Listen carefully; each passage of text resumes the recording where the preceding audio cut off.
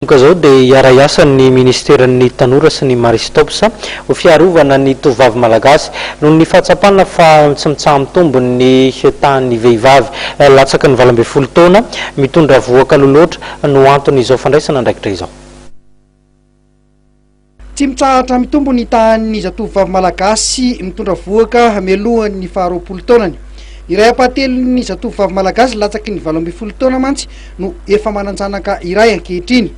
Vao ny 17 isanjato ny tanora latsaky ny 20 taona nefa no misafidy ny hanao fanabeazanaizana. Mba hisorohana ny vohoka tsy nirina sy ny fahafatesan'ny vehivavy eo am-piterahana dia Hiara-miasa ny ministeran'ny fanatanjahantena sy ny fikambanana Maristopsa andrisika ny tanora hanao fanabeazanaizana.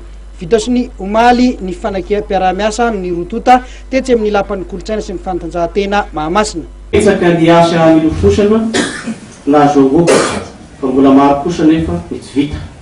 Hiara-miasa izany raha ny salan'isan'ireo tanora tovovavy mitondra vohoka aloha loatra no jerena sy ireo manambady aloha loatra ihany koa. Tsy avelantsika hijalona ho tabilao mainty fotsiny izany. Izao misy ary tsy andaraka ilombiandoha isika ka hijery azy ireo toy ny tany naravoana sanatria. Koa dia tafaraka ihany koa ianareo ankehitriny miara-dalana amin'ny ministera hanamafy ny ady hiarovana ireo tanora tovovavy maro amin'ireo olana mamparifo azy voalavako teo aloha. Andeha azy atambatra ny hery avorona ny fahaizana avy amin'ny rotota fa mbola betsaka ny adidy miandry antsika andresena anio zava-misy io. Hanomboka any amin'ny faritra Atsimondrevana ary toy any avaratry ny nosy ny hetsika fanentanana. Ny ministera dia efa manana ny tranobe ny tanora isaky ny faritra izay ifaneraserany ireo tanora ao no toerana atony ny Maristopsa hitondrahandry zareo ny traikevany andresen'ny lahatra ireo zatovo Malagasy.